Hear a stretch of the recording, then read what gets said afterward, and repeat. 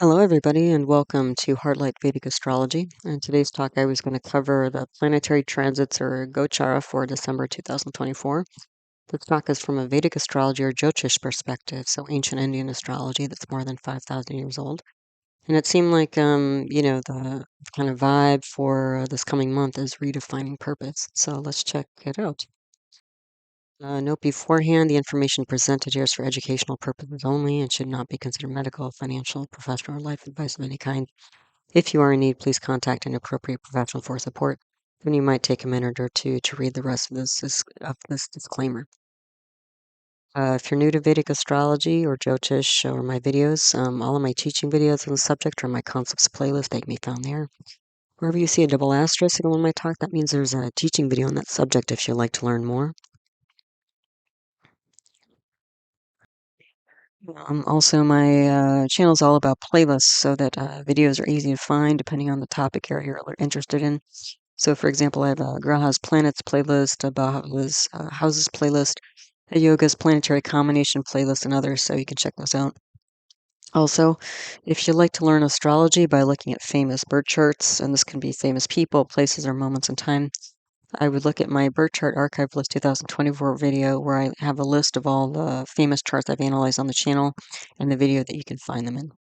All right, so especially if you're new, these other videos that I've listed here can be helpful to you in terms of getting more out of this talk because this talk, since it's mostly interpretation, incorporates a lot of different concepts. So other videos to watch with this one, North, South, and East Indian style charts. I do cover Western style charts in that video as well. Introduction to navigating a birth chart. Lugna, also known as the ascendant rising sign, first house. Introduction to the constellations or rashis, constellation or rashi categories, planetary aspects, swagrahas, planets in their own sign or star, nashaya, natural benefic and malefic planets or grahas, nakshatras or lunar mansions, planet friends and enemies or graha, mitra, shatru, bhavat, bhavam, house of the house concept, planetary combustion or asta, sandhi or gandanta planets, planets on the edge, planetary exaltation, debilitation, which are nicha, planet retrogression or vakri, and then there's a bunch of yogas, planetary combinations I'll be talking about, parivartana, solar yogas, lunar yogas, kala, sarpa, pravraja, and Lakshmi as well. So a lot to learn potentially. All right, so let's take a look at the dates when things are moving around in the sky during December 2024. So December 1st, there was a new moon in Scorpio Vrishika in Anuradha Nakshatra. I have a whole video on that if you'd like to learn more about that. Go into depth on that. December 2nd, that's today. Sun is moving into Jyesta Nakshatra. Also, Venus enters Capricorn, or just entered Capricorn and Makara Rashi, or constellation. December 4th, Saturn has an exact aspect on Sun, and Mercury has a mutual aspect with Jupiter. On December 5th, Mercury crosses the Sun. December 6th, Saturn has an exact aspect on Mercury. Mars also goes retrograde or vakri.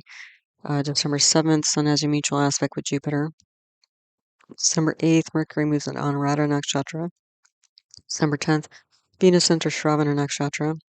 December 11th, Mercury leaves combustion or asta. December 12th, Venus has a mutual aspect with Mars. December 15th, Sun enters Sagittarius or Danu. This is the samkranti or sun crossing signs. And then it's also at the simultaneous time crossing into Sagittarius. It's also crossing into Mula Nakshatra. There's also going to be a full moon that day. So the moon will be in Taurus or Vrishabha and Mrigashirsha Nakshatra. And Mercury goes progressive. So a lot going on mid-month. December 19th, Jupiter has an exact aspect on Venus. And December 21st is the solstice or Uttarayana. December 22nd, Venus enters Dhanishta Nakshatra. December 23rd, Mercury enters Jyesta Nakshatra. December 27th, Saturn enters Purva Bhadrapada Nakshatra. And December 28th, Sun enters Purva Ashada Nakshatra. And Venus enters Aquarius or Kumbha.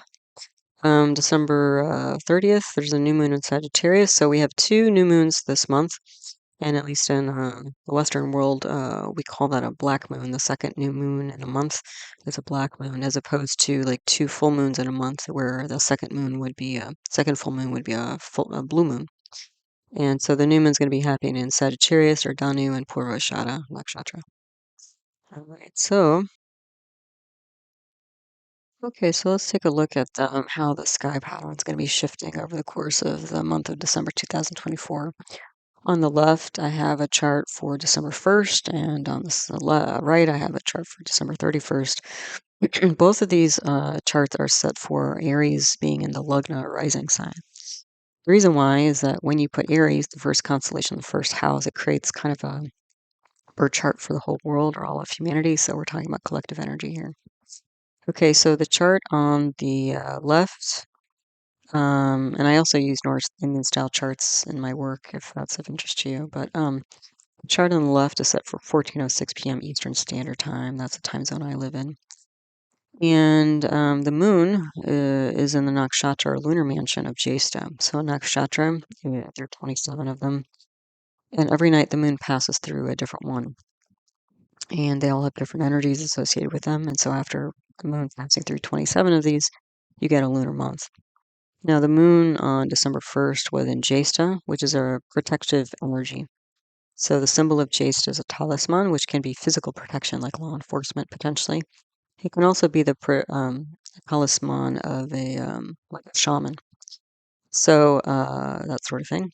And also, Jyesta is related to like elders, like elder brother, sister, aunt, uncle, grandparents, whoever. And there's also, I think, through that protection, generally speaking. Okay. So the Dasha period at this time was Mercury, Sun, Mercury, Venus. So that's a planetary period. We could see that Sun and Mercury are in the eighth house here. So you get to the eighth house in a North Indian style chart. You start at the Lugna, the rising sign first house, and you count inclusively counterclockwise 8 houses to get to the eighth house, which is down here on the bottom right. There's a little 8 in the top corner. It's the eighth. That doesn't represent the eight. Little 8 doesn't represent the eighth house. It represents the eighth constellation, which is Scorpio. So Mercury and Sun are here, and the eighth house represents like deep psychology and research. And Mercury represents the analytical mind, the logical mind, the organizing mind, decisions, communications, that sort of thing. And the Sun represents the soul. It represents the purpose, the career, father, general health. And then we have Venus here. Okay. So it doesn't look like Venus is in the mix here, but we have a parivartana exchange of houses between Jupiter and Venus. So you can visualize Venus coming from the ninth house of the second, in which case Venus would aspect its energy into the eighth house.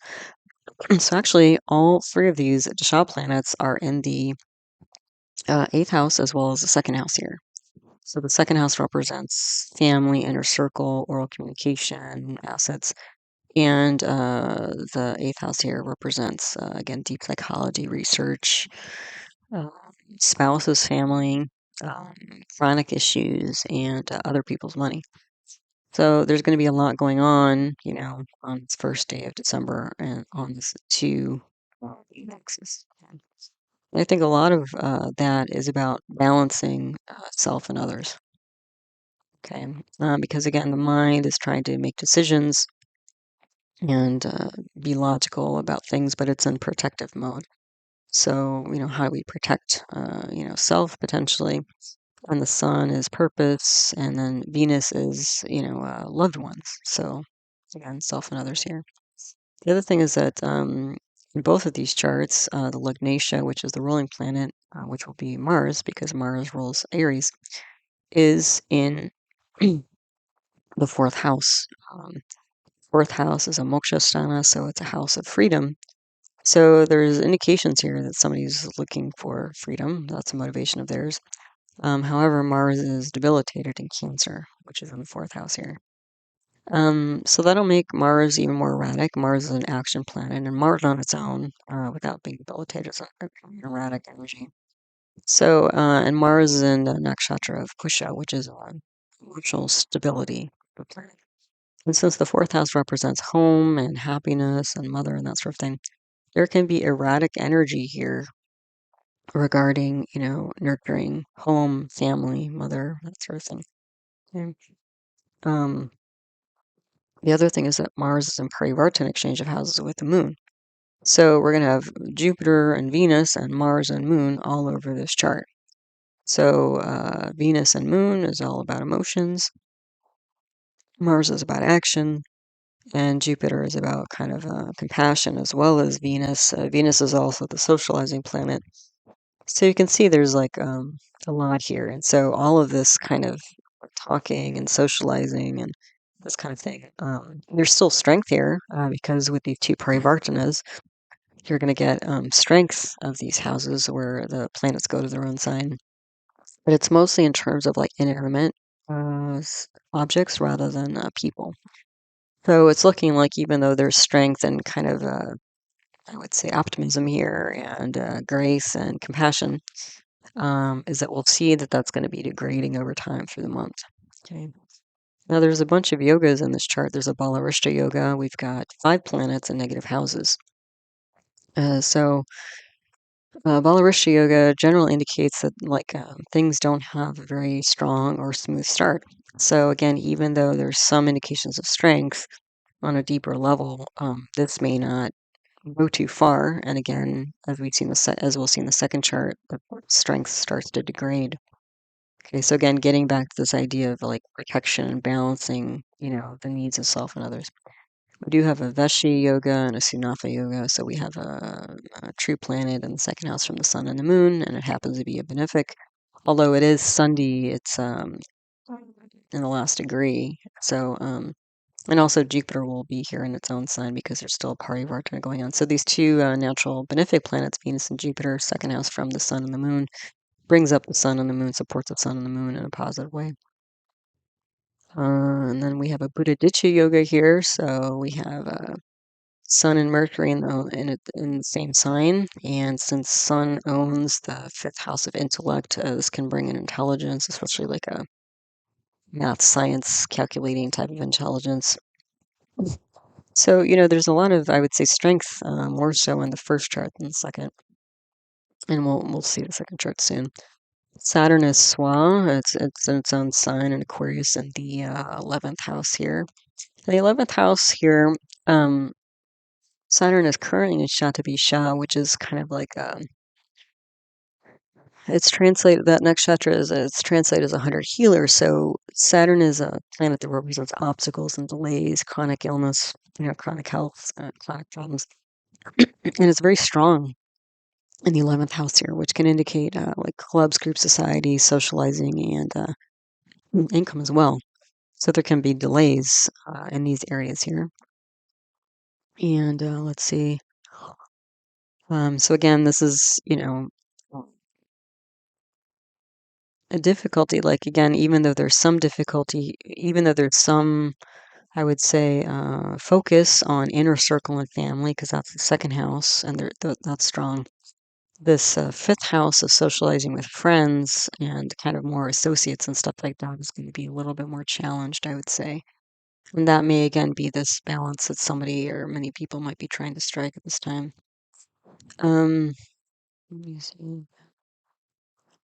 Yeah, so it just, especially with Mars going to the eighth house, and then you would have Sun, Moon, Mercury there, and Jupiter and Venus and Saturn all aspecting here. Basically, all the planets except for Ketu and Rahu are on the Moon. Sorry, on the Mars, on the Moon as well. Well, both Moon and Mercury and Mars. So the two mind planets, and Mars, the Lugnatia, the ruling planet for the whole chart. So that's a lot of different things pulling like this person or people in different directions. And again, there might be some optimism here because we have the two benefics, aspecting the eighth house of deep psychology. But you'll see over time is that that's getting degraded as well. Okay. Then what do we have in the second chart here on the 31st? And this is set for 12:08 p.m. Eastern Standard Time. So the moon nakshatra on the second chart is Purvashada. So there's a sorting energy going on here. And you can see that the sun is here as well. Okay, in the ninth house, these two planets, moon and sun. Now, sun in the ninth house is a karako nasha, as the planet representing like father and authority is in the house representing father and authority. And that's generally seen as problems in that area. The other thing is sun represents general health. It represents career. It represents purpose. And the thing is, by the end of the month, Sun is kind of midway through Sagittarius here. But the Sun, it started off here in the midpoint of Scorpio. And mid-month here, when we saw, I think, the 15th of December, we have a full moon and, a bunch of stuff going on the 15th of December. Sun is crossing into Sagittarius and into Mula Nakshatra.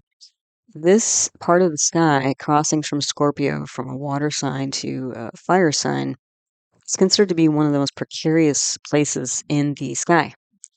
And the Sun specifically crossing this threshold here is really important because the Sun is not only literally the center of our world, but it's the center of Jyotish, because things gain and derive power or weakness depending on their relationship with the Sun and how much light they reflect from the Sun. Okay, so there's a big transition that's going to be going on here related to, again, things that Sun symbolizes. So again, purpose, career, general health, yeah, that sort of thing. Okay, father, authority, and again, there's problems here. So even though the Sun at this point, at the end of the month, is no longer in Mula Nakshatra. Oh, that's the other thing about Mula. Mula Nakshatra has a very destructive energy associated with it. The goddess Nritri, which is the goddess form of the goddess Kali, which is the goddess of destruction, is here. The symbol of Mula is a bunch of roots tied together. And it's kind of like there's this idea of planting new seeds, which can be a good thing. And, if you watch my monthly charts, I always go through some famous charts to show how some of these monthly transits are embodied. So you kind of get more of a handle on it rather than it being so abstract. But this mula energy is you can think of it as like planting new seeds, which sounds great. And it can be. But the thing is that, it's a precarious journey. Yeah. When you plant a seed, not all seeds will make it to the surface. Not all seeds will thrive. They'll be stunted. Maybe there's not enough water. Maybe the ground is too wet, or, that sort of thing. Um, or maybe there's not enough nutrition in the soil, or maybe the soil is too acidic or basic, depending on what the plant needs. So this is, I think, going to be a big shift here.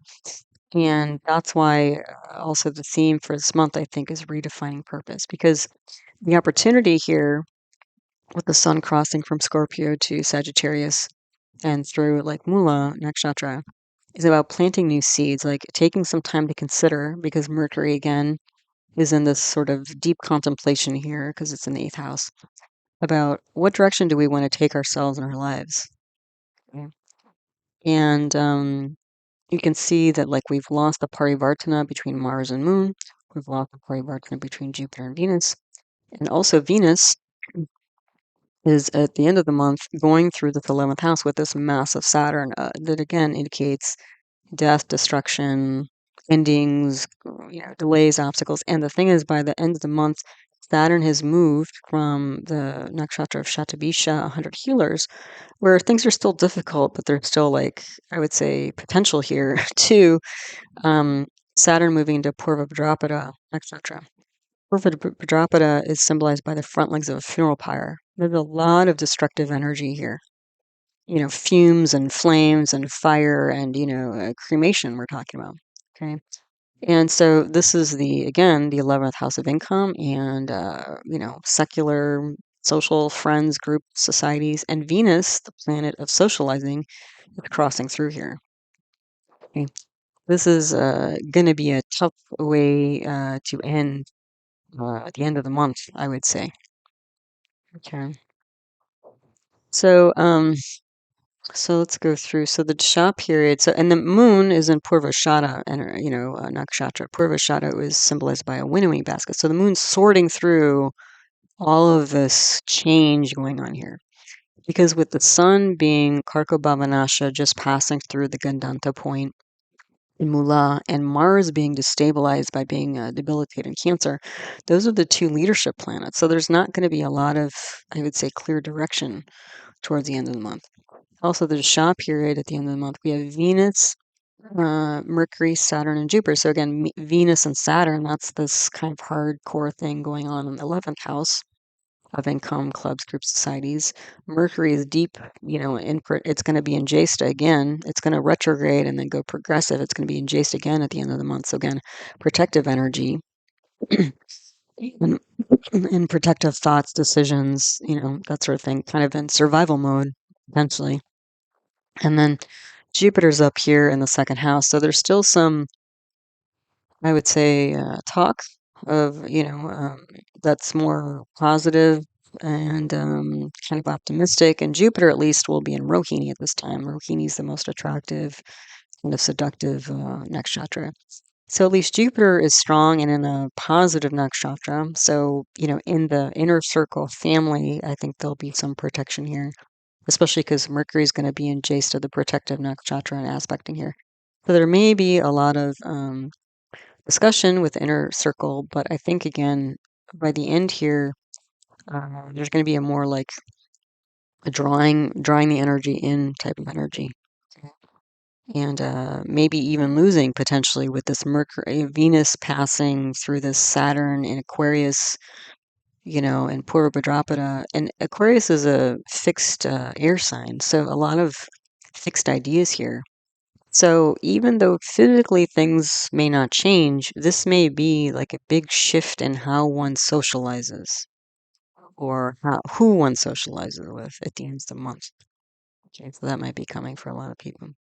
So yoga's in this second chart, Vasha Yoga and Anafa Yoga. So now we have Mercury in the 12th house from the moon and the sun. That's Mercury's considered a positive planet when we're talking about yogas. But it's, also about to go Gandanta as well. So it's not the strongest Mercury. It's also not in a friend sign here.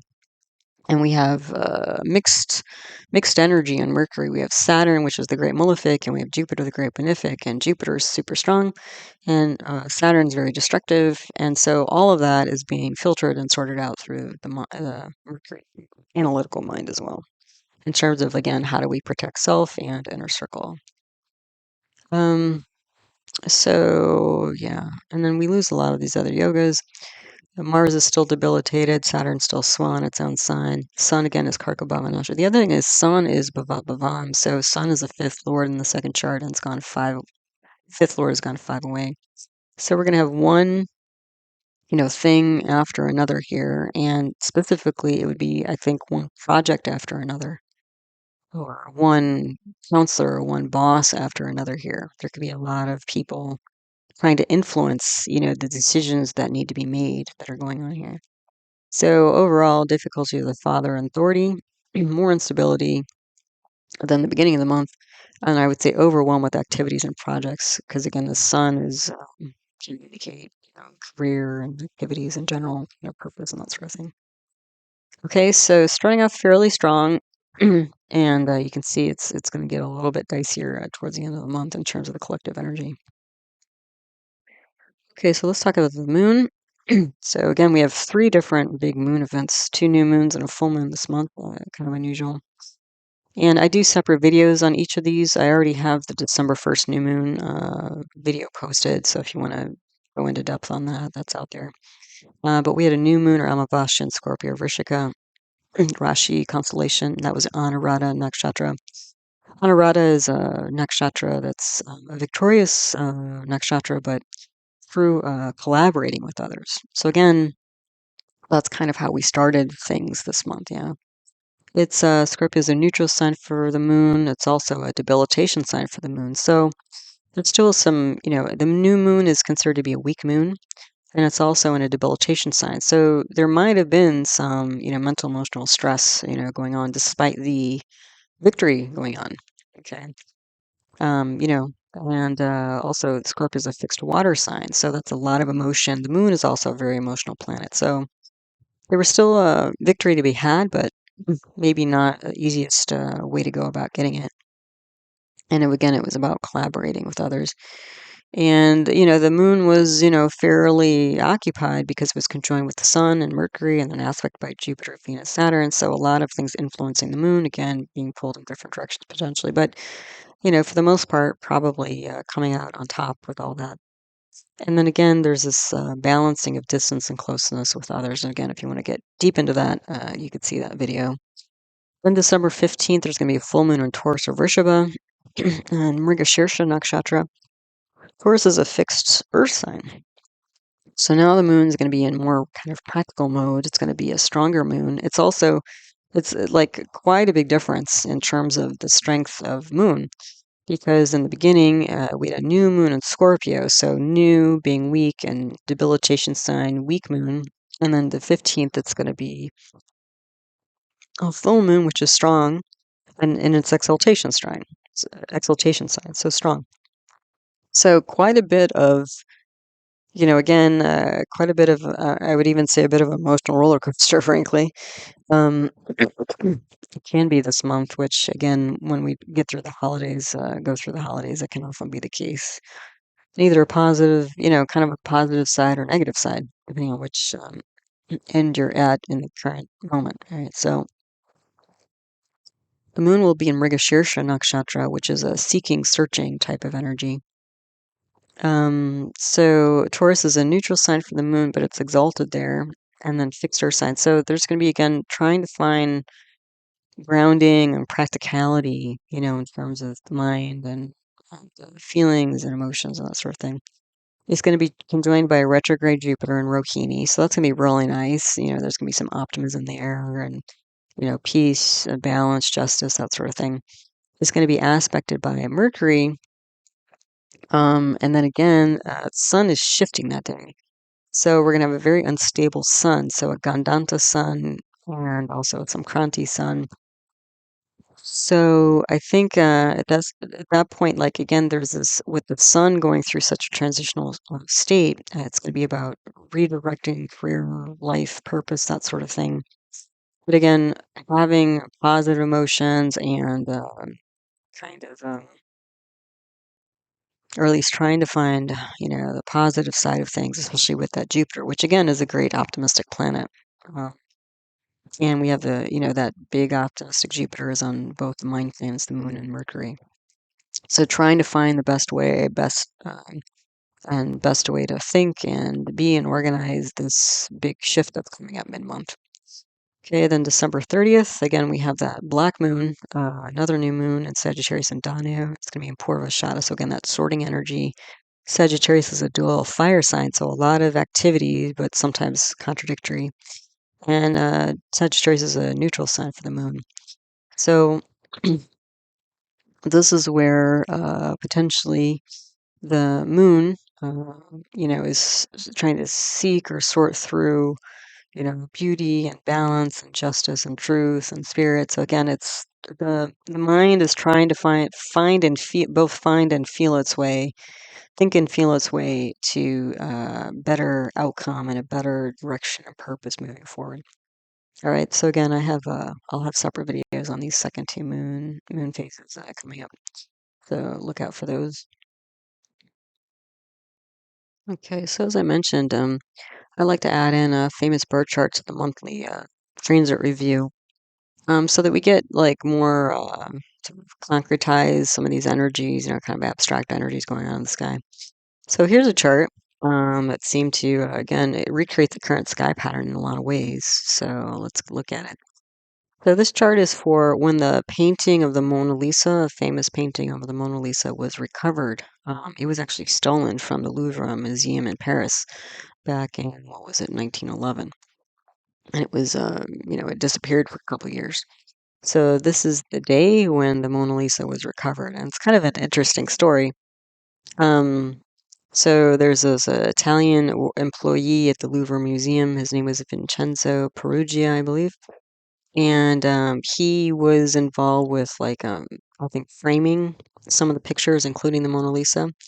And so I guess one morning he walked in early and picked the painting, rolled it up, put it under his coat, and walked out the door. This was 21st of August, 1911. And there's some theories about why he did it. There's, I think, main story that runs around. I don't know how true these things are, but is that he felt like the Mona Lisa, because it was painted by Da Vinci, He felt like it was for some reason, he thought this was a painting that was stolen by Napoleon from the Italian people, essentially. And so he wanted to bring it back to Italy. That's one story. But apparently, the Mona Lisa was either bought by the King of France or gifted to the King of France years before Napoleon existed, like 250 years before Napoleon existed. So he wasn't working, if that's his true motivation, he wasn't working with good information. But the other thing is that what happened, the reason why this actually was recovered is that he went back to Italy. He was living in Florence, and he contacted an art gallery dealer, um, and was looking to sell the painting. Like, he wanted, like, money for it. So, you know, was he really in it for national identity, purposes of national identity or not? Hard to tell. But anyway, the art gallery dealer, kind of, knew something was up, and he contacted the head of the Uffizi Museum, and together they verified that this was the actual, Mona Lisa from France, and they alerted the police. So they took the painting to protect it, but then they alerted the police, and then I guess a couple days later, this guy was arrested. Although I think he only spent like 8 months in jail or 18 months in jail or something like that. Like, not as long as you would think, not as long as it would be today. But the funny thing about this whole story is that the Mona Lisa painting was not very famous until this guy stole it. So this whole moment of being lost, because also I think the head of the Louvre Museum was that, oh yeah, people, it's so safe in this museum, people can't steal anything, and then this guy just walks out with his painting without any, whatever, no big deal. So this whole incident is what what made the Mona Lisa so famous. So anyway, that's the backstory. Let's take a look at this chart. So the time here for this chart is December 10th, 1913. I don't have a birth time. This was in Florence, Italy, where the um, painting showed up again, or this guy showed up with the painting again. And this is a Chandra Lagna chart, so it's a moon rising chart since I don't have a birth time here. So I don't have a Lagna nakshatra. The sun nakshatra is in Jyeshtha, so again, a protective energy. And again, the sun can represent authority, so this is a protective authority. Police, potentially, also potentially the head of the Uffizi Museum, the art gallery dealer. I mean, they could have, probably sold it to that guy or bought it from that guy for pennies and then really, profited hugely off of it. But, they handed it over to the proper authorities. So the moon nakshatra at this time, and this is for most of the day, was in Bharani. Bharani is symbolized by a womb. So there's this like energy of like cycles of birth and death. And because we're talking about the moon here, this is about like the moon represents the public. So this is like bringing something forward into the public view here. Okay. The moon was in Bharani from 3:01 a.m. For the rest of the day. So I'm assuming the moon was in Bharani. I'm guessing they didn't meet before 3 a.m., but maybe not. The day lord, and this is from 7:38 a.m. It was probably Mercury if it was after 7:38 when these people went. And you can see Mercury is down here in the 8th house, similar to the current sky pattern. And Mercury is with Sun. It's also with Venus and Saturn. So we've got 4 planets in the 8th house, somewhat similarly that we have currently. Okay. So the birth of Shah of this moment was probably Venus. At least it was Venus from 3:01 a.m. So again, Venus is a planet that symbolizes the arts and also the finer things of life and, delicate, intricate, fine things. So, which is what this painting was. Okay. So, and then how does this chart recreate the current sky pattern? Well, look, Mars is retrograde and debilitated in Cancer again. Mercury and Sun are in Scorpio, and Saturn was not in Aquarius, but it's aspecting Aquarius. Okay, so there's quite a bit of similarity here. Now let's go through house by house, starting at the top on the Chandra Lagna, the moon rising, sign here. So we have an Aries or Mesha, well, similar to the current sky pattern charts that I put up. Aries is a movable fire sign, so a lot of action going on here. The moon is here in Bharani. So again, this I saw as like bringing something forward in the public, like birthing something in a public way. Like, again, bringing out this guy with this painting was in this guy's closet for like 2.5 years or whatever. So he's like, it's suddenly like emerging from the depths, you know. And the thing is, we have a similar, which is kind of odd, similar to the current sky pattern. There's also a, Mars Moon parivartana again. Okay, so that's going to bring Moon to this Aries sign and make it stronger. Okay, the Mars though is in a not the nakshatra of Pusha, which is about emotional stability, but it's in Punarvasu nakshatra, which is about like it's symbolized by a quiver of arrows. So there's this idea of like having a home base and going out and coming back. So this is about bringing back something into public view. Okay, and also like a strong action here. You know, a lot of action going on here. Yeah, and also this, retrograde, debilitated, and also sandhi. You can see Moon is in the first degree of the sign, so Mars is really unstable. Mars can literally represent thieves. Okay, so this could be about like bringing forward the thief, which is essentially what happened here. Okay, and also this Mars is in again the fourth house of home, happiness, mother, and also lineage here. So it's kind of funny, like this guy stole the painting, but he stole it because he thought Napoleon stole it. So it's like this like lineage of thievery. It's just kind of a funny thing. So yeah. So anyway, strong actions to bring something home here. We also have a Jupiter. So very strong Jupiter in Uttarashada in the ninth house. So the ninth house can represent authority, and Jupiter represents law, so legal authorities, very strong here. This actually creates a Hamsa yoga, which is a Raj yoga. It's a power yoga here. And Jupiter represents law, justice, balance, fairness, and it's an Uttarashada, which is a nakshatra symbolized by an elephant tusk, so a sharp, piercing victory. So sudden, unexpected, successful, legal authorities nabbing the thief who's been brought into the public light. Okay. So this Jupiter again at Uttarashada, Swa in its own sign in the ninth house. This is like justice being served. Okay. So the Lagnatia here again is this retrograde Sunday debilitated Mars, which sounds really unstable.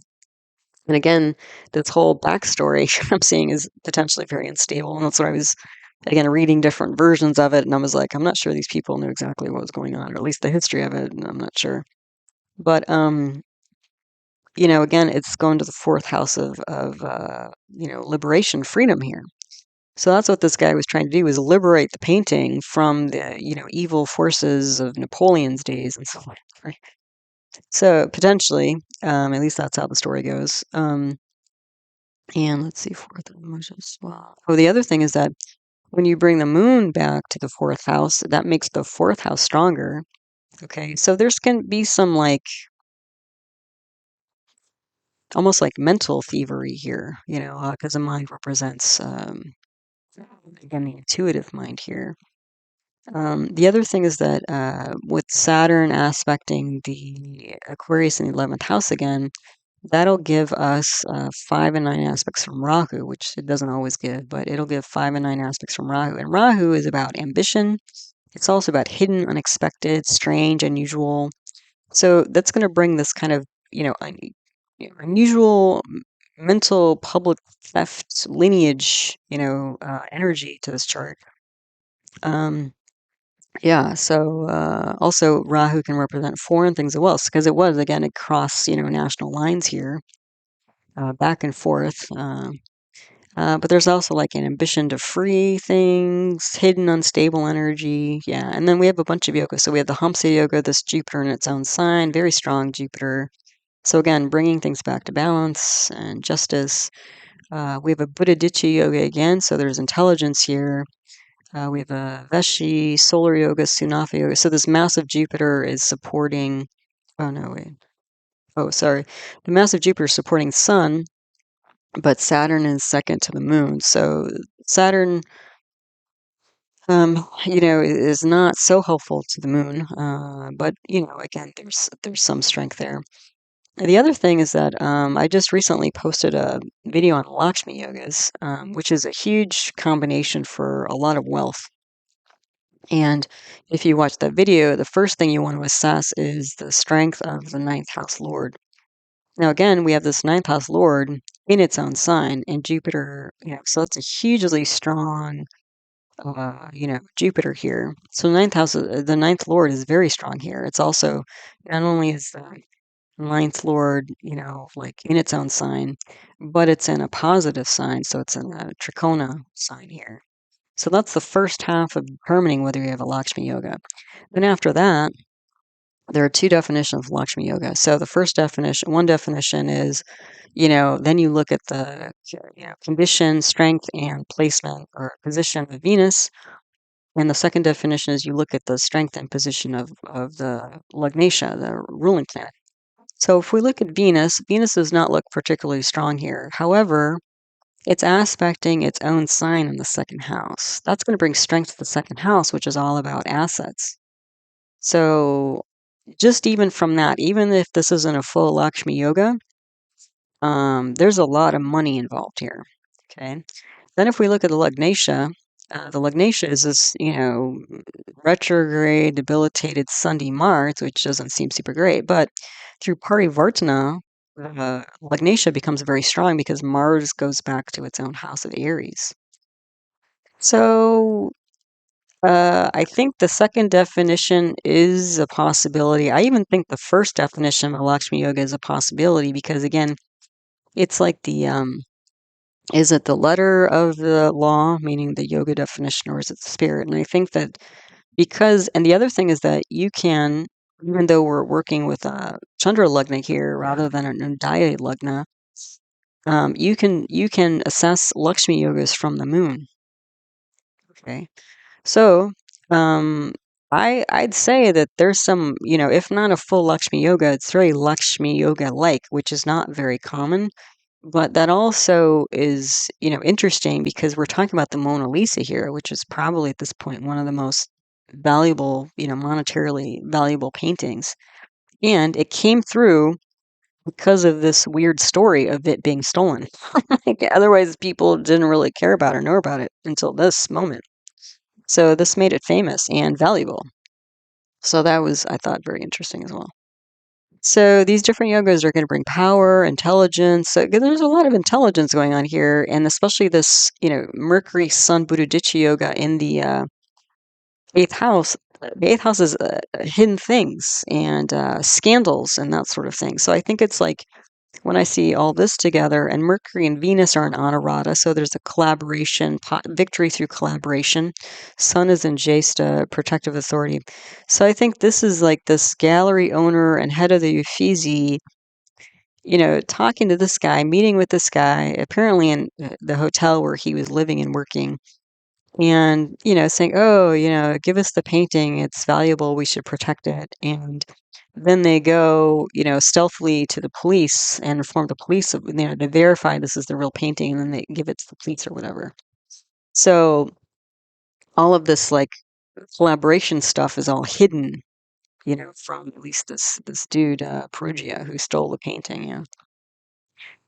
Yeah, so very interesting. And again, intelligence, support, a lot of money here. And what was interesting too is the Chitra graha, so planets of vulnerability, is Mars twice over. So again, thieves and lies, which, this Mars, which is very destabilized. And this guy, again, if the story was, he was trying to get it back because Napoleon stole it from Italy and then he wanted money for it. So, from the gallery dealer. So it wasn't like completely altruistic. It sounded like this guy. And this guy sounded like he could talk on either side of the fence, depending on what he was trying to accomplish. So probably not the most straightforward guy. So the second house, just to go through second house Lord is Venus. It's an Anurata. So again, victory through collaboration. Aspect its own house. Saturn's in Rohini. So even though Saturn can represent things that are like old, and Rohini is again the most attractive. So this is like an old, attractive, piece of art. So that's there. that these people are talking about secretively, with the authorities. And Sun is there in Jason. So secret communication alliance with protective authority regarding valuable old artwork, advice, art authority, and lots of money here. Okay. So then the third house lord is Mercury. And the house is aspected by Jupiter. So hidden successful communications, again, with, law authorities. The fourth house here, the Lord is Moon. It aspects its own through parivartana. That's going to bring its strength. And Mars is there, unstable Mars, aspected by Rahu. Again, this is this lineage of like thievery on, several times over through the story, right? And then the fifth house here, fifth house lord is the sun, and it's aspected by Jupiter. Ketu's there in Uttar Falguni. So this is like a deceptive energy. The fifth house can, especially because it's in Leo, this is like a stage. So it's like a deceptive stage. So like this meeting with this, Perugia guy, it was a setup essentially, is what it's looking like here. It was a setup by, legal authorities.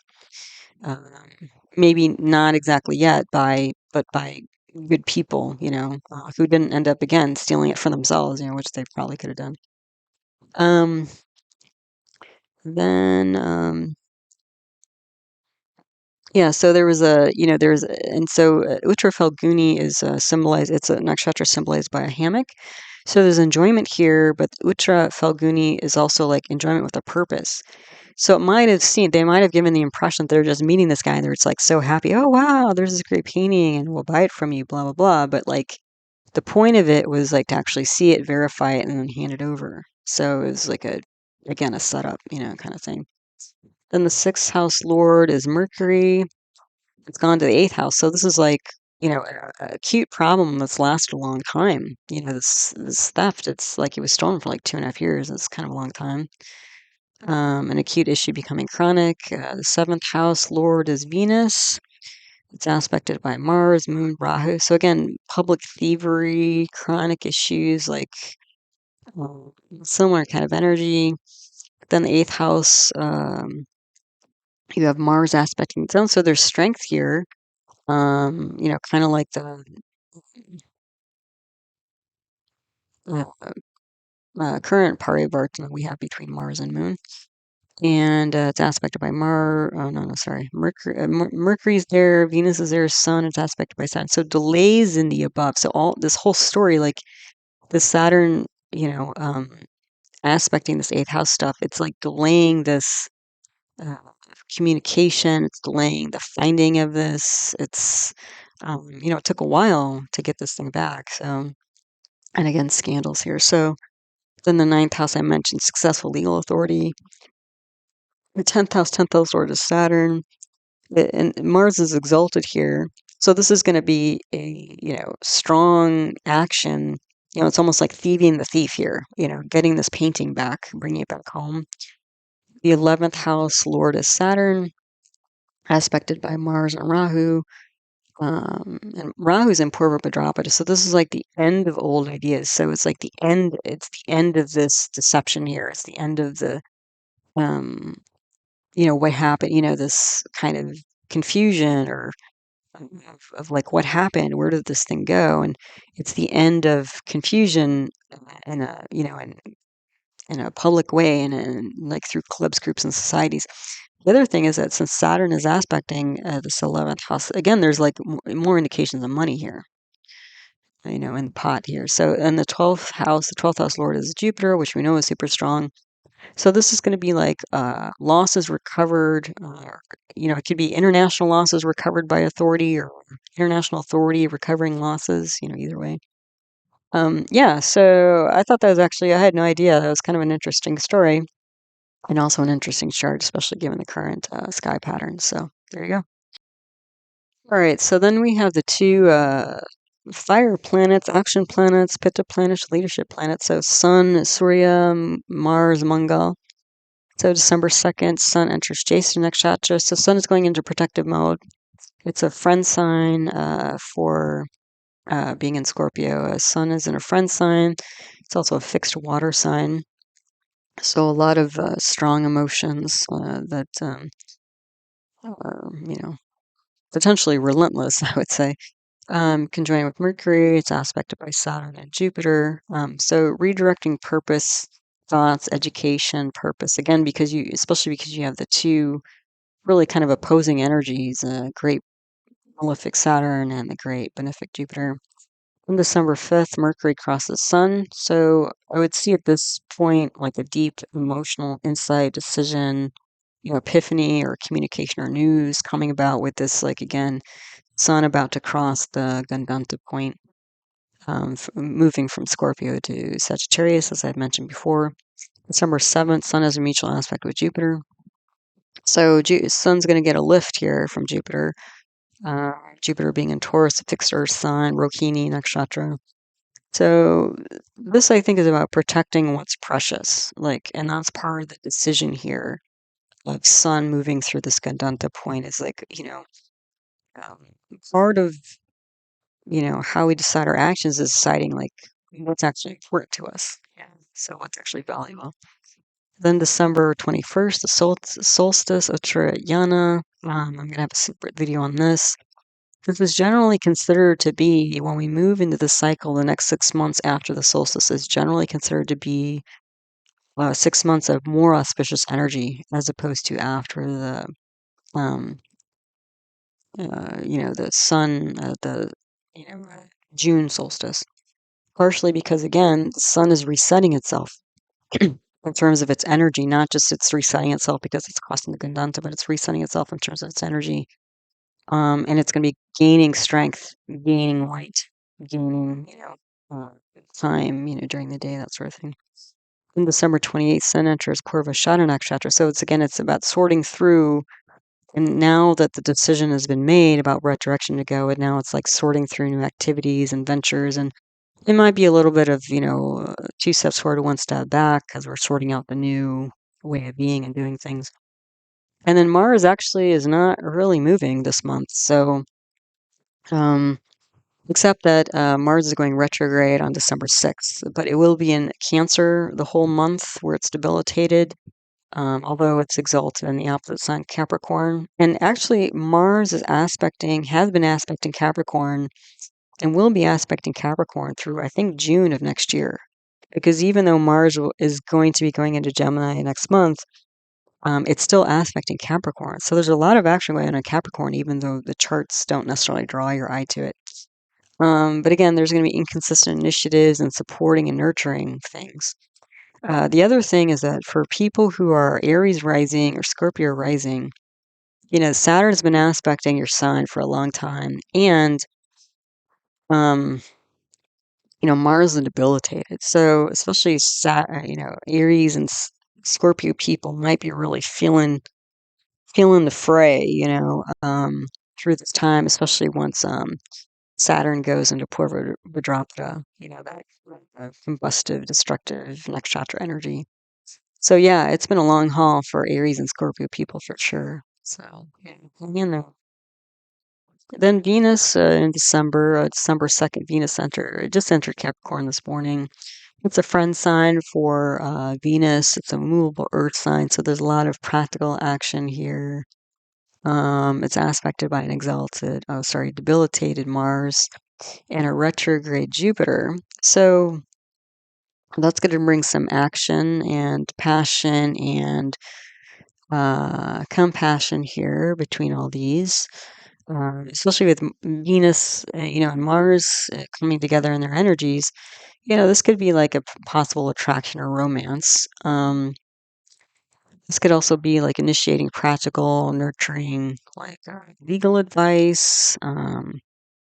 This could also bring with delays and obstacles as well. So there might be some enthusiasm here with Mars and Jupiter and Venus, and maybe some romanticizing. But the thing is that, this is all happening in Capricorn. And Capricorn is ruled by this Swa Saturn and Aquarius. And at the beginning of the month, again, Saturn is in Shatapisha, so 100 healers, like things that are difficult to heal. And then the thing is, we'll see Venus is moving into Aquarius where that massive Saturn is, and Saturn by that time is going to be in Purva. So whatever kind of um, opportunity or impulse there is here, I would be a little bit careful because it might all just like, blow up, frankly. In the month. Okay, so um yeah, so then December 10th, Venus enters Shravana nakshatra. So this nakshatra is all about listening, learning, speaking, and especially Venus is the arts planet. So there might be some like this time of year, holidays, there tends to be like plays and entertainment and stuff like that. So that might be going on. Also relationships, might be going into that, learning, speaking, getting to know each other phase, I would say. Then December 12th, Venus has a mutual aspect with Mars. There could be a sudden kind of action or energy here. Again, unstable, erratic energy. So this might a little bit of upsetting the apple cart set up here in this December 2nd energy. On December 22nd, Venus enters Dhanishta nakshatra. Dhanishta is symbolized by a drum. So it's all about rhythm. So this could literally be about like music and dancing and new rhythms and stuff like this. Could also be like a new rhythm with relationships because we still have Mars and Jupiter with Venus. So there's optimism here and, attraction here, whatever. But then things shift, as they do. So December 28th, Venus enters Aquarius or Kumbha. It's a friend sign, which is good, but it's a fixed air sign. So, ideas that are difficult to shift. Um, and then the other thing, oh, I forgot to mention, I'll put it that my notes are in the wrong place. I have written here end of parivartana with Jupiter, but that happened when Venus entered Capricorn, not when it enters Aquarius. So the strength that Jupiter and Venus has is going to diminish since Venus shifted into Capricorn this morning. Okay, so there's going to be less support and buffering to all the different activities and things going on this month. And again, when Venus is in Aquarius or Kumbha, it's going to be with this massive Saturn, and at that time again, Saturn's going to be in Purva. So this is going to be mental delays and obstacles to all the above I mentioned. So again, whatever good vibe feeling opportunities were presented at the beginning of the month, they might be short-lived. And this might be, frankly, quite a tough time for love, romance, and relationships. You know. So yeah, so just be alert to that. Okay, so in this chart again also is similar to the current sky pattern.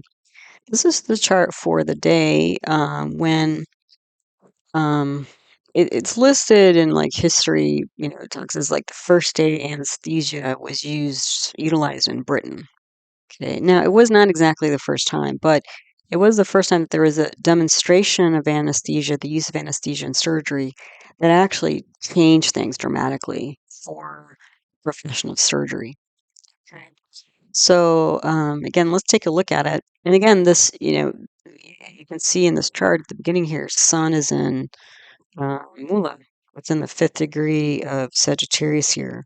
So again, that shifting of career and purpose.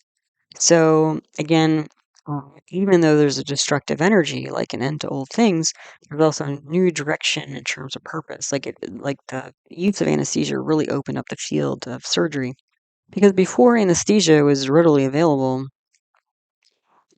basically surgeons had to be super fast because there was so much pain and anguish, and people would pass out because it was so painful, and loss of blood and all this kind of stuff. They just had to be quick, so it was potentially quite sloppy, like sort of potentially a hack job because they just want to go through it as quick as possible and like amputate the foot or the whatever, remove the tumor as fast as possible to decrease the pain. But with the anesthesia, they could slow down a little bit, take their time, and be more precise.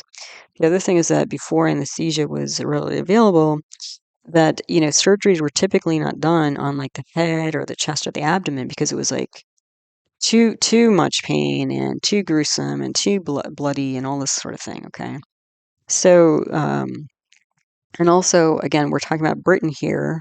There was another big demonstration that happened, I believe, in Boston in the United States, which kind of caught news, and then that's why they did the demonstration in Britain a few months later or something like that. So this is specifically the first big demo of anesthesia in Britain that, again, made a big difference, in terms of how it was used and that sort of thing in the profession. So let's take a look. So this day here was 19 December, 1846. I don't have a birth time. So what's interesting is that there were two demonstrations in two different towns in the UK. One was in London and one was in Dumfries. And I found that interesting because we have a dual chart here. We have a dual fire sign, rising sign. So we're going to have two different activities. And that literally happened. There were two different demonstrations on the same day in the UK. Since I don't have a birth time, this is again, a Chandra Lagna moon rising chart. But the sun is here as well. So you could also see this as like a moon rising chart or like a sun rising chart, either way. So I don't have a Lagna Nakshatra because I don't have a birth time, but Sun Nakshatra is a Mula. So again, end of things, end of career, planting new seeds in a career, profession, purpose, that sort of thing. Because it's also opened up the field of anesthesiology. Yeah. So the Moon Nakshatra is in Purvashada, so sorting through things, and the moon was in Purvashada from 3:32 in the morning. I'm guessing the demo was not done before then. So it's probably Purvashada. The day lord, probably Saturn. So there were some delays here potentially. I don't have an hour lord. And the Bertasha from 3:32 would have been Venus. Okay. And how does this chart recreate the current sky pattern? Well, Venus and Sun are in Sagittarius. Mercury is in Scorpio. Saturn is in Aquarius again. The retrograde Jupiter, that's in parivartana with Venus. So quite a few similarities, actually. Okay. So let's go through house by house. The Chandra Lagna, again, Sagittarius or Danu, a dual fire sign. So two different activities. Again, the two different London Dumfries demos here. So they don't know a lot about the Dumfries surgery that happened, but I think vaguely there was something about some young man who got run over by a cart or something and so needed his leg amputated. There wasn't a lot of details there. The one in London was held at a private home, and it was actually a dental extraction. And it was a form of ether that they used to anesthetize the patient so that there was less pain. So, okay, the sun is there. Venus is also combust, and Venus is also in Mula. So there's between Jupiter and Venus both being here in Sagittarius, and that's a lot of compassionate goodwill energy here. So, this is all about bringing more compassion to the field rather than having people. I couldn't do it. I spent a year volunteering in OR and I couldn't handle it.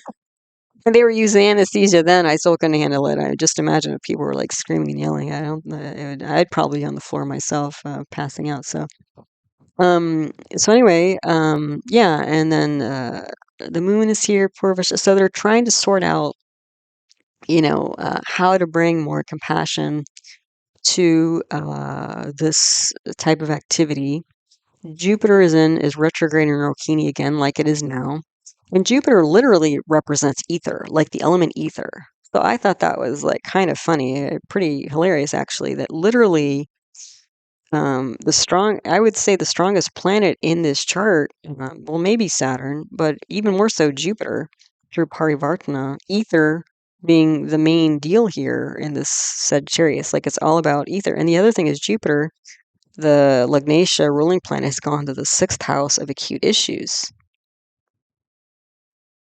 So bringing beauty, compassion,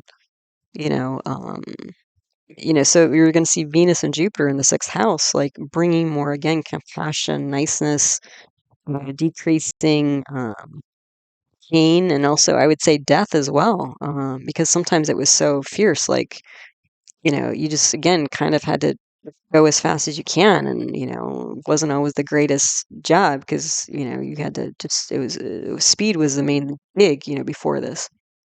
So, yeah, bringing, more, and even like, Rohini is beauty here. The suture wounds, the tying up of wounds. Um, making things look more aesthetically pleasing rather than again just potentially hack job because they had to it was pretty gruesome. They had to tie people down, hack off limbs and stuff. I mean, to save their lives, there was a purpose, but it was pretty gruesome. So when we bring all this together, making an art, the art of a career more beautiful, compassion, two different activities again, literally two different surgeries this day.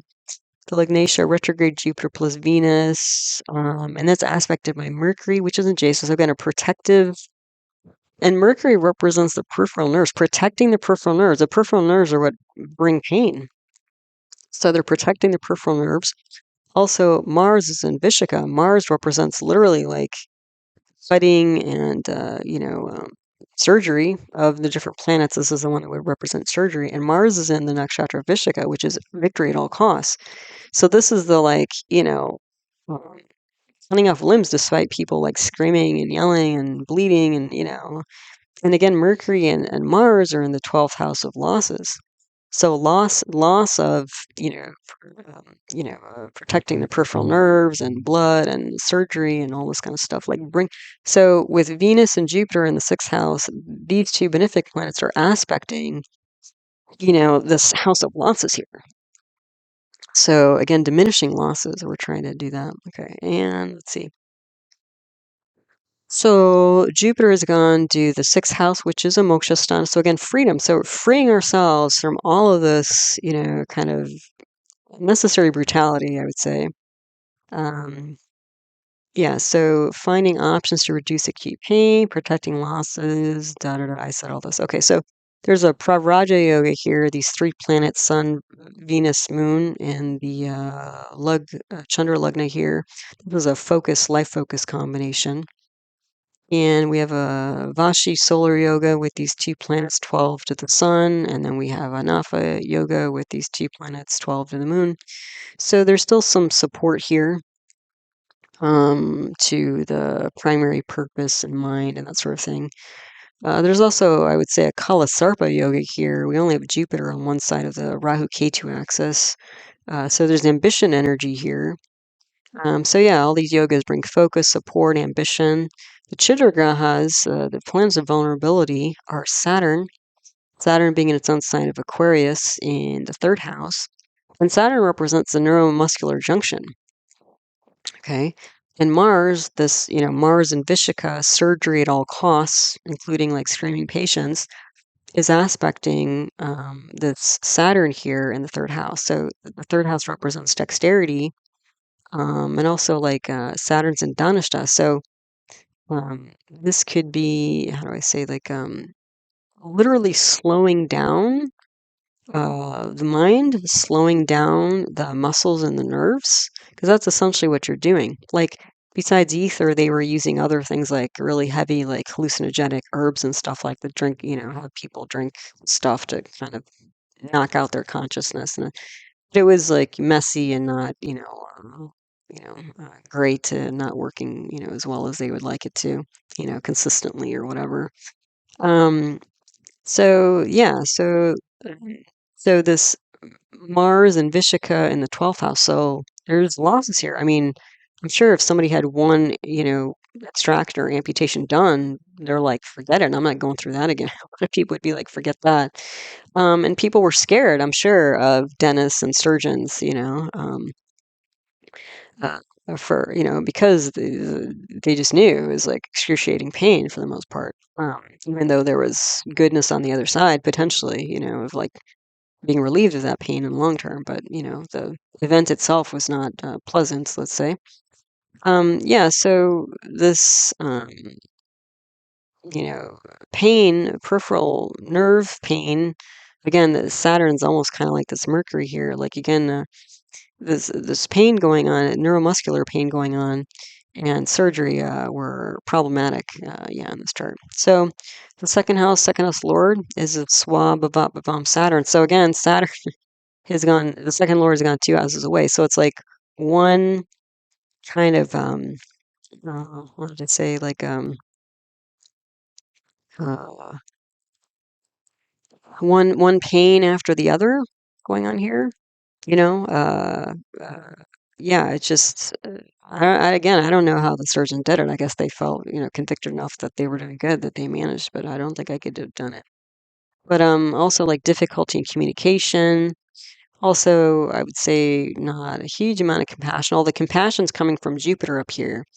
So we're developing compassionate communication, but it's like, the compassionate communication is more physical rather than verbal. I think there's some, like at least they can say, oh, we have ether to give you so that it doesn't hurt as much. But then the physical relief of pain is more of the communication of the compassion than the verbal itself. Because you can tell somebody, oh, it's not going to hurt, but then sometimes it still does. People don't believe you anymore. So, yeah, and then also like material losses. Again, the verbal here, again, Jupiter, even though Jupiter's aspect in the second house, it's debilitated here. So again, I don't think words go a long way in this profession because people have heard probably too many horror stories about how painful and awful it is to get surgery done. So by actually demonstrating, physically that you can block pain through the use of ether materials, that's what's really going to convince people that this is worth doing more often. Yeah. So, what else? Yeah. So also, like, this could literally be mouth and teeth because the second house represents like the face and neck and that sort of thing, but also prevent material losses because I'm sure like these professions of dentistry and surgery were not as lucrative as they are today because there was no anesthesia involved. Yeah. So the third house lord is Saturn and Dhanishta aspect. So again, slowing down nerves, muscles, actions, creating a new rhythm. Because again, surgery was all about speed. It was just like, let's get this over with. Then a fourth house lord is Jupiter. So generating more happiness. That's good. Compassion, pleasantness.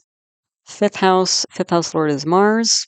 Ketu's here, so that's a separations planet in Ashwini. Ashwini is a nakshatra that's symbolized by the Kumaratans, which are like the celestial healers. So this is all about rescuing, right? And there's a aspect here by Saturn, which is debilitated here. I mean, this is a pretty gnarly fifth house.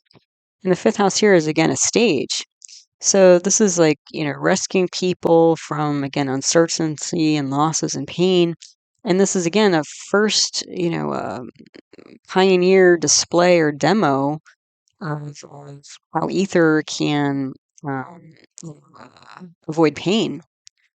I mean, the fifth house is pretty gnarly. But luckily, there's a Jupiter's aspecting here as well when it's in parivartana. So again, ether is preventing this, kind of pretty grim, gruesome events here from, making it a bit better. Um, then sixth house again, sixth house lord is a Swa Venus through parivartana, retrograde Jupiter is aspected by Mercury and Mars. This I've talked about this again. There's bringing compassion to all this like loss and pain through surgery. Then the seventh house lord is Mercury. It's aspected by Sun, Moon, Venus, Jupiter, Mars. So again, seeds developing a new purpose and ideas of a new purpose. Because again, this opened up dentistry, to open up surgery, to open up anesthesiology here. The eighth house here is Moon, with a new moon. So, and it's in Purvasha. So it's sorting things out, seeking, imagination, activities. And I think that first patient and Dumfries did not live. So they weren't in pain, but they actually didn't live either. So, again, it wasn't, smooth sailing entirely through all this, but at least it was effective. It effectively showed that pain could be diminished during surgery. Then the ninth house lord is Sun, which is again Mula, aspected by Swasa. And this is the end of authority. So this is like the, you know, um, new ideas, new generation, new like generating of authority, new possibilities here being developed for these different professions. Then the 10th house lord is Mercury. It's aspected by Jupiter. So again, demo, compassion, in practical ways in two different instances. The 11th house lord is Venus. There's Rahu here, so there's some unusual, unexpected, hidden energy in Chitra. So this could be like literally groups of people and also income. Um, there's ambition here to develop, I would say, um, better circumstances for groups of people that have like unusual like structures to their legs and things like. So again, this is like a um, bringing again this compassion to all these people that have to go through surgery. I mean, just to make it more pleasant generally. And again, it's going to improve aesthetics as well because the surgeries can slow down a little bit. Then the 12th house, again, I mentioned so Mars is aspecting here. There's a swell Mars. So there's a strong Mars that's like protection from losses. Mercury is here, aspect by Jupiter. So again, ether and the 12th house also not only represents losses, but it represents the kind of losses like through sleep. So ether and sleep cushion the losses here. Right, see here. So yeah, I thought this is actually a pretty interesting chart. And also, again, like just to demonstrate, like sun, it sounds a little daunting, sun going through the gandanta spot, and then it's in mula and like destruction and stuff like that. But again, um, there are good things to be had. It's like release the old, but then potentially gain the new. So yeah, it doesn't have to be all dismal, I would say. Yeah. It's a Mercury Buddha in December. 4th of December, there's a mutual aspect with Jupiter. So again, uplifting thoughts and decision, optimism, generosity there. But Mercury, you can see Mercury's like going to go through it over the next month between retrogression and combustion and crossing the sun and aspected by Jupiter and Saturn. It's Mercury.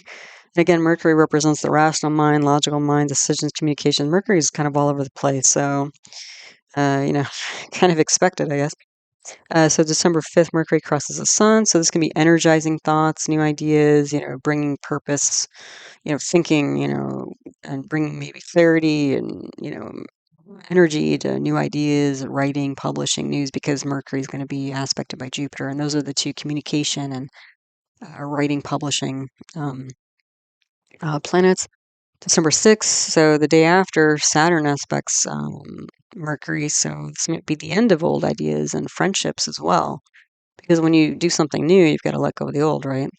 So then December 8th, Mercury enters Anuradha Nakshatra, so Mercury's moving from this Jesta protective energy to, again, collaborating and, victory, success through collaborating. So I think that's going to be kind of a nicer uh, kind of a gentler energy than Anuradha. Jesta can be pretty intense. And then December 11th, Mercury leaves combustion or asta. So when a planet's combust, you can't see the outer effects of them, the things they symbolize, but then all of this inner thinking and contemplating and decision making and all this with a little bit more optimism and clarity, Mercury is going to surface, and so you might get more kind of communication, maybe even travel, direction, focus, that sort of thing. Then December 15th, Mercury goes progressive, so we're not going to do so much a review anymore. We're going to start moving ahead into the future. And then December 23rd, Mercury re-enters Jyeshtha Nakshatra. So again, we're getting back to protecting ideas and defending maybe some defensive communication, that sort of thing. So we saw with the main charts for the month is that, again, relationships are going to be probably fairly challenged at the end of the month. And again, with Sun, and part of that could be because Sun is going through that Gandanta point in Mula. So, when we change our direction in life, not everybody's going to be super thrilled about that. Because if they were, happy and benefiting from our previous way of being and doing things, then, that might bring some relationships into question. Yeah, so.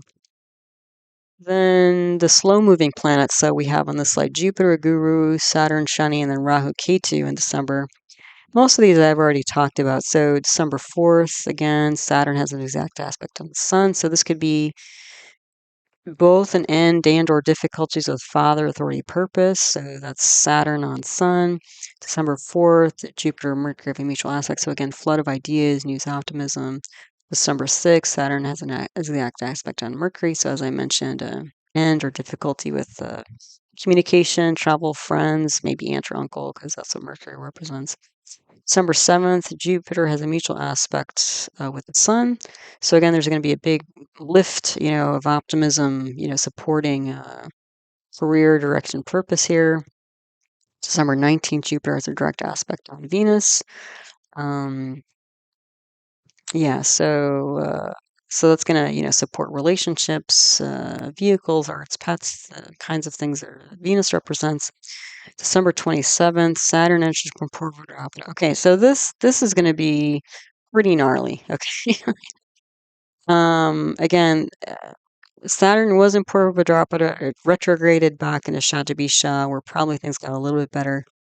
This is going to be the last big push of Saturn in Aquarius. So again, as I've mentioned in my last few videos, Saturn in Aquarius is all about ending old mental paradigms. Now, that is not easy in a lot of ways, and it can often be painful, okay, when we have to like let go of our old ways of thinking.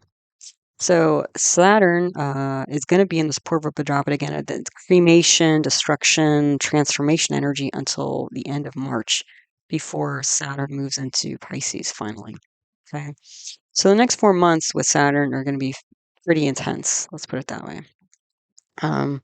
Yeah. And then, just to give you a heads up, as if that's not enough, 2025 is going to be a big shift generally. So I think we're starting, so it kind of starts with like when we have a big mental shift, then everything else in our life tends to change as well. Because if we think differently, we're going to talk differently, act differently, have different values, all this sort of thing. So Saturn goes first. Okay. So Saturn's going through Purva Drapada. We're just like burning up the final old,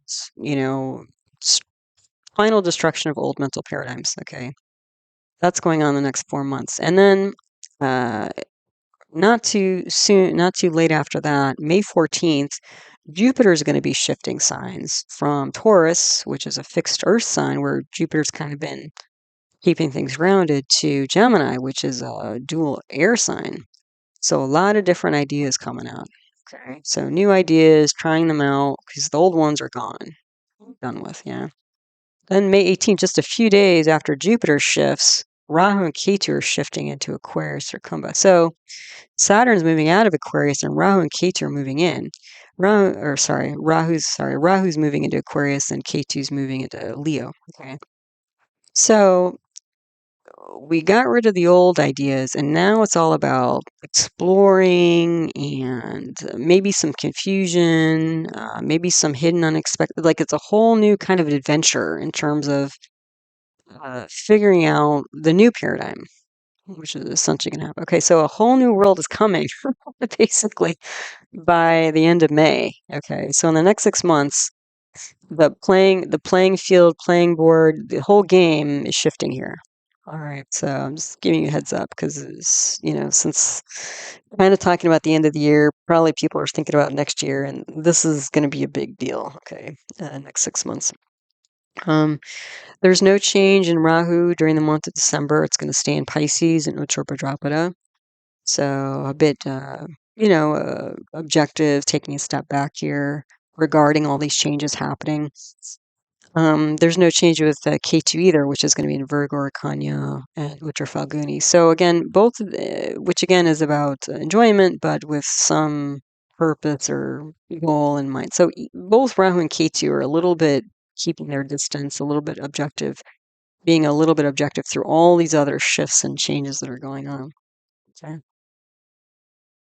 Okay, so our last chart here, this is a chart of Louis Pasteur, who, if you are not familiar with him, is considered to be the father of microbiology. He established a germ theory in France and went, around the world. He was very much involved in vaccination and pasteurization, fermentation. Those are the things he studied. And through his work, many lives were saved because he developed, antibiotics and vaccines and stuff like that. Also, he's very much involved in structural chemistry, and he eventually developed his own institute, the Pasteur Institute, that study these things, more widely and in depth. So he was a big figure in that world. So let's take a look at his chart. Again, this is another chart that's exemplifies or embodies the similar energies to what's going on in the current sky for us. So he was born December 27th, 1822. Apparently, he was born at 2 a.m. in Dole, France. Okay. So the Lagna nakshatra here is in Chitra. So we have here a Libra rising chart or Tula rising chart, Tula Lagna. Because again, that little 7 in the bottom corner of the top diamond in the middle is the 7th zodiac sign or constellation, which is Libra, okay, which is ruled by Venus. Okay, so the Lagna nakshatra is in Chitra. Chitra is symbolized by a gemstone, and because of all the, a cut gemstone, so because of all the cuts and facets on it, there's a lot of architecture associated with um, this nakshatra. And as I mentioned, he was involved with structural chemistry. Like the right and left asymmetrical patterns of different molecules and stuff like that came through a lot of his work. So again, we can see like structure and architect, building things, building a profession, structural chemistry, building his institute. He was in some ways an architect of sorts. Yeah. So sun nakshatra is in purvashada, so the sun is in Sagittarius again. But again, we saw the sun in the first chart. First famous chart was in Jesta, so protective energy. Then the sun in Mula was like the destructive change energy, and now it's in Purvashada. So his career purpose was like in sorting through a lot of this stuff, doing the research and sorting through information and ideas and sorting through like one of the big projects he worked on was that there was some infection that was affecting the silkworms in France. And so he figured out what was going on and how to deal with it effectively. So he essentially saved the silk industry in France. And then there was like anthrax, so he saved like cattle and things like that. So yeah, so he saved not just people but like industries, from collapsing in the country. So um, then let's see, the moon nakshatra was in Mrigashirsa. So the moon for him is exalted in the 8th house of deep psychology, but also research. Okay. And the moon is about imagination, and Jupiter is there retrograding. I think it was in, I want to say Krittika, it says. Yeah, it should be in Krittika. So there's this, being critical about ideas, public health ideas. And Jupiter represents biology, so in order for him to, he would have to abstract. All right, he's assuming he's testing these microbes and bacteria and things like that. He's testing things he can't see, so he has to have some imagination for what's going on. Yeah, to prove his theories and stuff like that. So Jupiter's the day lord, and again, there's a lot of theory involved with that. And the Hra Lord is Mercury. So again, Jupiter and Mercury is all about education, communication, analysis, um, that sort of stuff going on. Then let's see. We have the birth dasha here was Mars, Jupiter, Saturn, and Mars. So Mars is exalted in Capricorn. It does aspect to Cancer. So um, this is a pretty strong lineage here. And Mars is in, is Mars in? Mars is in Uttarashada. So, okay. So, Mars is in a nakshatra of sudden piercing victory, and it's exalted. Okay. So, that's a lot of strong action there. Jupiter again is in parivartana with Venus again. So, we're going to bring this Jupiter that means Jupiter's in its own house in the 3rd, and Venus is in its own house in the 8th. So again, there's a lot of sorting through ideas and research involved here. Okay. Writing, publication, imagination, because these are the planets involved. And this is all affecting his part of his career, which is the sun. His sun his career is all about sorting through all this stuff, sorting through all these data details and things like that to figure out answers, all right, to help these people or industries move forward.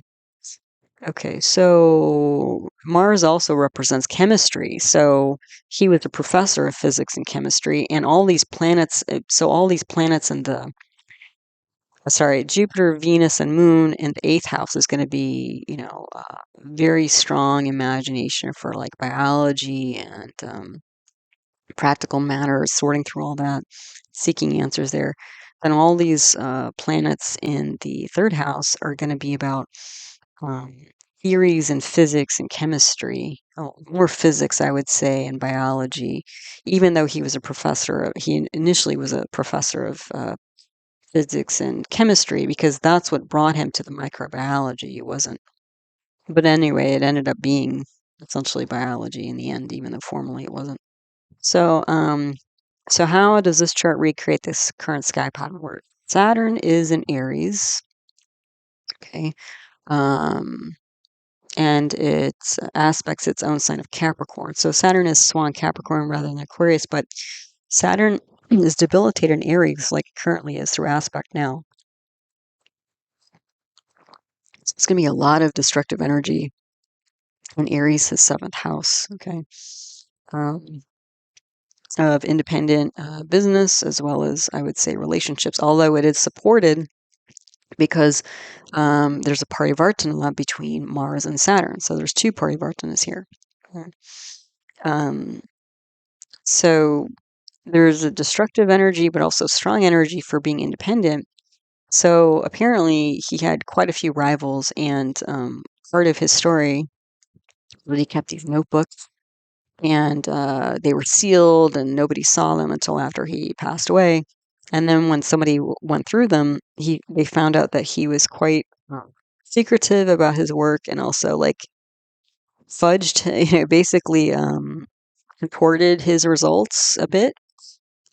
So he wasn't completely straightforward. And that would kind of make sense because Mars aspecting the Cancer again, we're going to get a debilitated Mars with K2 there. So there's a lot of unusual destructive energy in the 10th house of day-to-day affairs. And you can see from this chart, this is not somebody who would be a good candidate for like a regular 9 to 5 job. Okay. More likely was again Mercury aspecting its own sign. Gemini in the 9th house, that's going to be an independent research institute, which essentially was a pastor institute for him. And also like government, kind of a government outsourcer of work, right? Because he would get funding from the government and different groups, yeah, to prevent all this destructive energy going on from infectious disease, essentially. So Saturn is in Aries, Jupiter is in Taurus again, it's retrograde. Venus and Sun are in Sagittarius again. Mercury is on the Capricorn Cancer line, parivartana between Venus and Jupiter. So, excuse me, you can see a lot of similarities. Yeah. So let's go through house by house. The Lugna is Libra, Tula, movable air sign. A lot of ideas, which you would imagine for a researcher like him. It's aspected by. Oh, yeah. Wait.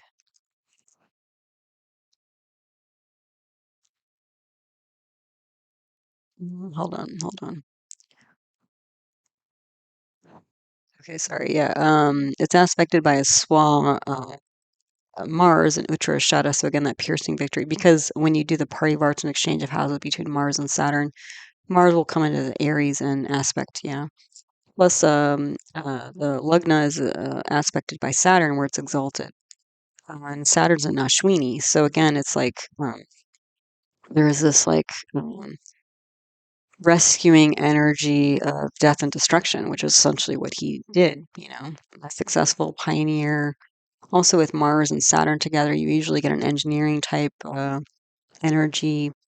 So, successful pioneer, rescuing, engineer, architect, churning ideas. The Lugnatia of Venus is combust. So, that's also interesting because in the Kendras in this chart, the 4 houses in the middle, you have Mars, Saturn, Rahu, and Ketu, which are 4 malefic planets. Also, these planets are associated with inanimate object. So this is somebody who's going to be, one, pretty hardcore, but also, I would say more interested, at least on the surface, in like inanimate things. And the work that they do is more about inanimate things. But they're churning through, like they're bringing all this physics and science to biological organisms, you know, and trying to be as scientific and rigorous as possible. But again, they also, like in one of the stories with him, is that he was pretty like tough with students and stuff like that, like almost cruel.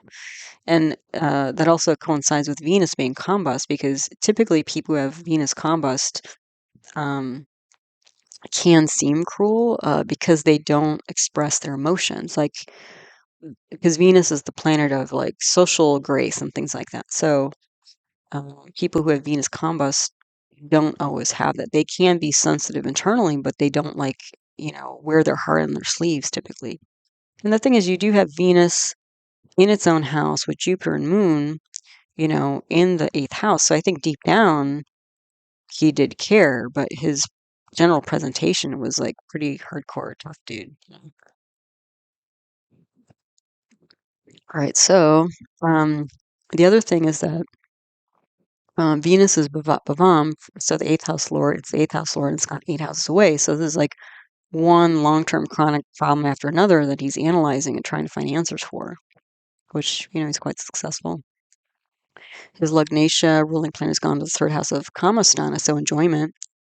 And it's also there with combust Mercury and Mula and Sun and Purvashada. So he's like sorting through these old dead ideas, like what was the old dead? Spontaneous generation, like just magically out of nowhere, you know, um, disease would present itself, kind of like the scourge of, I don't know, the divine or the devil or something like that. When there was actually like physical causes that just weren't perceptible with the human eyes at that point. So, and Jupiter's there by parivartana and Rohini. So enjoying, it's kind of fun, like enjoying the deadly details. Deadly details being like bacteria and microbes and stuff. Career sorting through attractive theories. And I would say lost in calculating work, because his Lugnatia is combust, so he's lost in this whole mix here. Um, and what else? Quite courageous, because the third house is courage. It's strong. And, he's contemplating why people and, animals as well die and have chronic disease. But I would say that, again, overall, with this Kendra situation, Mars, Rahu, Saturn, Ketu is quite rigid, which, again, there are stories of that with him. Two parivartanas in this chart: Venus and Venus with Jupiter and Mars with Saturn. There's a budhaditya yoga. That's is it qualified? No, it's not qualified. There is a budhaditya yoga. It's not qualified. Mercury and Sun. There's also a Veshi solar yoga and a Sunafa lunar yoga. So there's support here, but maybe not, again, in the best way. So again, if he was potentially a bit deceptive in his work, he might have edged people out through deceptive means rather than like literally being the smartest, brightest bulb in the chandelier type thing. Okay, so the second house lord is Mars, an aspect its own, very successful, I would say, family leader in speech, probably spoke very authoritatively, maybe even aggressively, and also a lot of resources here, because again, he's going to get all this money for his institute and for saving all these industries. Third house, a very strong third house lord is Swad Jupiter with Mercury, Sun, Venus. So dexterity, biology, math, physics. This is his like fun place. Fourth house lord is Swa, Saturn through Parivartana, exalted Mars, Rahu is in Shravana. So engineering and technology, but also like potentially storytelling. Rahu is about is a hidden, unexpected, can be deceptive um, quality here. And it's in Shravana, so this might be somebody who tells stories, frankly. I mean, this is like, if you turn this chart upside down, it's kind of like that chart I did with the Mona Lisa being rediscovered, or recovered. Fifth house lord. Fifth house lord is Saturn. It's gone to the seventh house. So actually, first thing I thought when I saw this was like children involved with independent business. And it's true in two counts. Actually, he had five children, and I believe three of them passed away through like infectious disease. So that might have been partial motivation for him. Also, I believe his children supported his work or followed in his footsteps to some degree. So children were involved with his independent business. The sixth house lord is Jupiter, aspected by Saturn, so an erratic schedule. Also, a lot of opposition, and I would say uh, critical opposition. Critics of his work, opposition of his work, and rivals of his work, sort of thing. Seventh house lord is a Swa Mars with a retrograde, debilitated Saturn.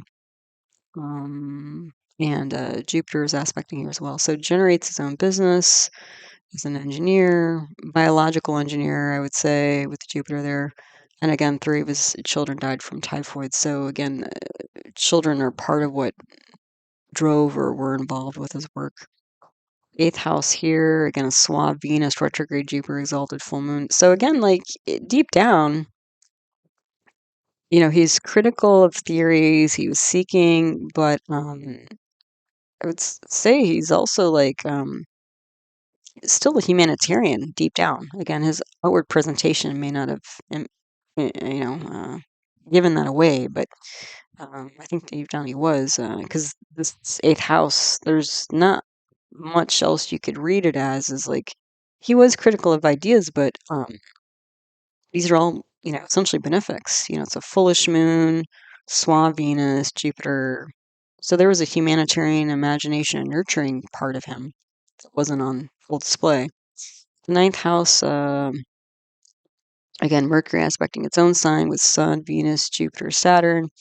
Government relations related to public health. The 10th house, Lord is Moon, which is exalted. And then you have debilitated Mars here, Saturn, K2. So again, this is pretty tough. Microbes, illness, public health, public medicine, rejecting 9 to 5 work because there's so many malefics here. He would not do well in a 9 to 5 job. And again, there might be deception here. Also, like gaining attention because K2 was in Ashleisha. Yeah. So this can be like a bringing attention to his work and being deceptive about how he brought attention to his work. And this might be the whatever was brought forth from his notebooks, where maybe it wasn't as exciting or solid as he presented it to be, but he was good at spinning things, and that could be this like Mars aspecting its own sign in the second house of oral communication, because this could be somebody who's like potentially a smarter, more solid, polished thief than the Phrygia guy who stole the Mona Lisa. Could potentially be. This guy is smart enough to cover his tracks better, I guess. Um, until they caught him posthumously, I guess. Then the 11th house lord is Sun, aspected by Mars and Jupiter, so public success and support here. 12th house lord is Mercury. So his ideas about death and chronic disease and illness, infectious disease travel around the world. So yeah, pretty interesting guy. And again, pretty interesting energies that we are, again, currently in some form facing again currently. Right. So if you like to be your own astrologer, what you can do is take one of these ideas, maybe a planet, maybe a house, like a lot of activities going on in Scorpio, Vrishika, and Taurus, Vrishabha this month, and maybe even like Sagittarius, Danu. So you can take one of these houses or planets and follow it through your own chart. So you can get a copy of your own chart, free online from a bunch of different places. And if you get a North Indian style chart, you can see the mock-up here. The first house is at the top, and then you find your second house, third house by going counterclockwise and inclusively. And I've just put a few words here for each house so that, like, let's say um, you're interested in this, like, like a sun in Scorpio situation, right? So what you would do is figure out which house Scorpio is in for you. So maybe Scorpio is in your fifth house, or let me choose a different one that's on this list. Maybe Scorpio is in your seventh house of spouse, partnership, independent business. So it could be that, let's see, that the changes going on with Sun, like there might be some protective energy around Scorpio in your seventh house of spouse and independent business and that sort of thing. But as the planets move through into Sagittarius, which will be your eighth house, you would probably be maybe doing more contemplation towards the end of the month rather than the beginning of the month, because that's when the sun will go through Mula and Venus has passed out of there. Um, yeah, so that's when. So again, is if you are a Scorpio in the seventh house person, that means you're a Taurus rising. Then again, the contemplation might come later on in the month. All right, so just how you can kind of make it a little bit more personal for yourself. Again, as I mentioned, if you're new to astrology, sometimes, like they say, a little information can be dangerous, so don't freak yourself out. If you have real questions about your chart or what's coming up for you, then again, I would get in touch with, one of us professional astrologers. Okay. So again, just a few words here for each house. I have videos on each house in depth if you want a lot more information, but like if you look at the 1-7 house bhava axis, the first house is self, personality, health, and reputation. The seventh bhava house is spouse, partnership, independent business. And then you can see I have the 2-8 axis here, the 3-9 axis here, and then on the next slide, 4-10 axis, the 5-11 axis, and the 6-12 axis. So again, you can start to see a little bit what might be going on for you personally this month. All right. So as always, thanks so much for stopping by, listening to one of my talks. Again, all of my teaching video on the subject of my concepts playlist, they can be found there. All my the list of all the famous birth charts I've analyzed on the channel are on my birth chart archive list 2024 video, so you can find them there. The list there. I do offer personal birth chart readings. I do them live, in person, on Zoom, on Skype. It's pre-recorded video and gift certificates are available if you'd like to gift somebody a reading. And if you're interested in any of that, you can email heartlightastro@yahoo.com for more info. I do have another YouTube channel on natural medicine that includes Ayurveda, traditional Indian medicine, and yoga, so other Vedic arts, as well as other paradigms of natural medicine like homeopathy and naturopathic medicine. The name of that channel is Nature Source Care. And as always, thanks so much for all of your support and my work on the channel. Watching videos and liking them and subscribing and sending in comments and sending in donations as well. It's all very much appreciated. So thank you for that. So as always, I hope you found this talk helpful, useful, and interesting to you as you learn to navigate the energy cycles of your own life. All right, so take good care, and until the next one, namaste.